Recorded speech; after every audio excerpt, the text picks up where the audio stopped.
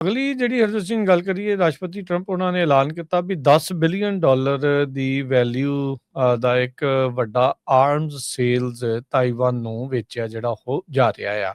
ਇਸ ਦੇ ਨਾਲ ਚੀਨ ਜਿਹੜਾ ਆ ਉਹ ਖਾਸਾ ਨਿਰਾਸ਼ ਤੇ ਗੁੱਸੇ ਦੇ ਵਿੱਚ ਆ ਚੁੱਕਾ ਆ। ਸੋ $10 ਬਿਲੀਅਨ ਦੀ ਲਾਗਤ ਦੀ ਜਿਹੜੇ ਹਥਿਆਰ ਨੇ ਉਹ ਤਾਈਵਾਨ ਨੂੰ ਯੂਐਸ ਨੇ ਹੁਣ ਵੇਚਣੇ ਹੈਗੇ ਆ, ਜਿਨ੍ਹਾਂ ਦੇ ਵਿੱਚ ਮੀਡੀਅਮ ਰੇਂਜ ਮਿਜ਼ਾਈਲਸ, ਹੋਵਿਟਜ਼ਰਸ, ਡਰੋਨਸ ਉਹ ਵੇਚੇ ਜਾਣਗੇ। ਚਾਈਨਾ ਤਾਈਵਾਨ ਨੂੰ ਆਪਣਾ ਹੀ ਮੁਲਕ ਦਾ ਹਿੱਸਾ ਮੰਨਦਾ ਆ, ਜਦ ਕਿ ਅਮਰੀਕਾ ਜਿਹੜਾ ਆ ਉਸ ਦੀ ਇੰਡੀਪੈਂਡੈਂਟ ਤੌਰ ਦੇ ਉੱਤੇ ਹਸਤੀ ਨੂੰ ਪ੍ਰਵਾਨ ਕਰਦਾ ਹੈਗਾ ਆ। ਸੋ ਇਹ ਸਾਰੀਆਂ ਚੀਜ਼ਾਂ ਇਸ ਟਾਈਮ ਆਪਣੇ ਸਾਹਮਣੇ ਜਿਹੜੀਆਂ ਉਹ ਹੋਈਆਂ ਆ। ਕਹਿੰਦੇ ਵੀ ਸਟੇਟ ਡਿਪਾਰਟਮੈਂਟ ਨੇ ਅਨਾਊਂਸ ਕੀਤਾ ਕੱਲ ਰਾਤੀ ਹੀ, ਜਿਹੜੇ ਕੱਲ ਜਿਹੜਾ ਹਰਜੋਤ ਸਿੰਘ ਜੀ ਟੈਲੀਵਾਈਜ਼ਡ ਐਡਰੈਸ ਸੀਗਾ ਉਸ ਦੇ ਵਿੱਚ ਹੀ ਪ੍ਰੈਜ਼ੀਡੈਂਟ ਦੇ ਦੁਆਰਾ ਵੀ ਫੋਰਨ ਪਾਲਿਸੀ ਇਸ਼ੂਜ਼ ਨੂੰ ਜਿਹੜਾ ਉਹ ਲੈ ਕੇ ਯੂਐਸ ਚਾਈਨਾ ਦੀਆਂ ਜਿਹੜੀਆਂ ਟੈਨਸ਼ਨਸ ਆ ਉਹ ਕਾਫੀ ਜ਼ਿਆਦਾ ਵਧੀਆਂ ਹੋਈਆਂ ਆ, ਕਦੇ ਵੱਧ ਜਾਂਦੀਆਂ ਕਦੇ ਘਟ ਜਾਂਦੀਆਂ। ਉਹੀ ਉਤਾਰ ਚੜਾਵ ਜਿਹੜੇ ਉਹ ਚੱਲ ਰਹੇ ਆ ਟਰੰਪ ਉਹਨਾਂ ਦੇ ਦੂਜੇ ਕਾਰਜਕਾਲ ਦੇ ਦੌਰਾਨ, ਖਾਸ ਕਰਕੇ ਟ੍ਰੇਡ ਤੇ ਟੈਰਿਫ ਦਾ ਜਿਹੜਾ ਮਸਲਾ ਆ ਉਹ ਖਾਸਾ ਗੰਭੀਰ ਬਣਿਆ ਪਿਆ ਆ। ਕਹਿੰਦੇ ਵੀ ਜੇ ਕਾਂਗਰਸ ਇਸ ਨੂੰ ਅਪਰੂਵ ਕਰ ਦਊਗੀ ਤਾਂ ਅਮਰੀਕਾ ਦੇ ਇਤਿਹਾਸ ਦੇ ਵਿੱਚ ਇਹ ਸਭ ਤੋਂ ਵੱਡਾ ਜਿਹੜਾ ਉਹ ਪੈਕੇਜ ਜਿਹੜਾ ਉਹ ਹੋਊਗਾ। ਸੋ $8.4 ਬਿਲੀਅਨ ਤੋਂ ਉੱਤੇ ਦੀ ਲਾਗਤ ਦੇ ਜਿਹੜੇ ਯੂਐਸ ਆਰਮ ਸੇਲਜ਼ ਆ ਉਹ ਤਾਈਵਾਨ ਨੂੰ ਦਿੱਤੇ ਗਏ ਸੀ ਬਾਈਡਨ ਹੁਣਾਂ ਦੇ ਕਾਰਜਕਾਲ ਦੇ ਵਿੱਚ, ਤੇ ਇਹ $10 ਬਿਲੀਅਨ ਦੀ ਜਿਹੜੀ ਆਰਮ ਸੇਲਜ਼ ਆ ਉਹ ਉਹਨਾਂ ਨੂੰ ਕਰਨ ਜਿਹੜੇ ਉਹ ਜਾ ਰਹੇ ਹੈਗੇ ਆ।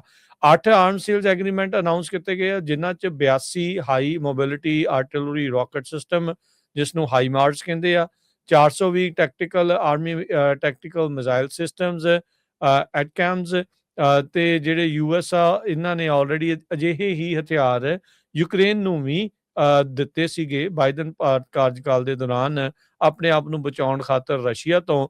ਉਦੋਂ ਉਹਨਾਂ ਦੀ ਜਿਹੜੀ ਆਰਮ ਸੇਲਜ਼ ਆ ਉਹ $4 ਬਿਲੀਅਨ ਦੀ ਹੋਈ ਸੀਗੀ। ਸੋ ਇਹ ਕੁੱਲ ਮਿਲਾ ਕੇ $10 ਬਿਲੀਅਨ ਦਾ ਜਿਹੜਾ ਹਰਜੋਤ ਸਿੰਘ ਜੀ ਹੁਣ ਜਿਹੜਾ ਸਮਾਨ ਆ ਇਹਨਾਂ ਨੂੰ ਮਿਲਟਰੀ ਆ ਉਹ ਘੱਲਿਆ ਜਿਹੜਾ ਜਾਊਗਾ। ਇਹਦੇ ਵਿੱਚ ਕਹਿੰਦੇ ਵੀ ਕਈ ਮਿਲਟਰੀ ਸੌਫਟਵੇਅਰ ਉਹ ਵੀ ਇਹਨਾਂ ਨੂੰ ਤਾਈਵਾਨ ਨੂੰ ਦਿੱਤੇ ਜਾਣੇ ਆ, ਜਿਨ੍ਹਾਂ 'ਚ $1 ਬਿਲੀਅਨ ਦੇ ਜੈਵਲਿਨ ਤੇ ਟੋ ਮਿਜ਼ਾਈਲਸ ਆ, ਹੈਲੀਕਾਪਟਰ ਦੇ ਸਪੇਅਰ ਪਾਰਟਸ ਆ, ਹਾਰਪੂਨ ਮਿਜ਼ਾਈਲਸ ਆ, ਉਹਦਾ ਜਿਹੜਾ ਸਮਾਨ ਆ ਉਹ ਹੋਊਗਾ। ਸੋ ਓਵਰਆਲ ਜੇ ਕੁੱਲ ਮਿਲਾ ਕੇ ਦੇਖਿਆ ਜਾਵੇ ਤਾਂ $11.15 ਬਿਲੀਅਨ ਦੀ ਲਾਗਤ ਦੀਆਂ ਕੁੱਲ ਆਰਮ ਸੇਲਜ਼, ਸਪੇਅਰ ਪਾਰਟਸ ਤੇ ਉਹ ਸਾਰੀਆਂ ਚੀਜ਼ਾਂ ਜਿਹੜੀਆਂ ਮਿਲਾ ਕੇ ਬਣ ਜਾਂਦੀਆਂ ਆ, ਤਾਈਵਾਨ ਡਿਫੈਂਸ ਮਿਨਿਸਟਰ ਨੇ ਇਸ ਦੇ ਵਿੱਚ ਆਖਿਆ ਆ।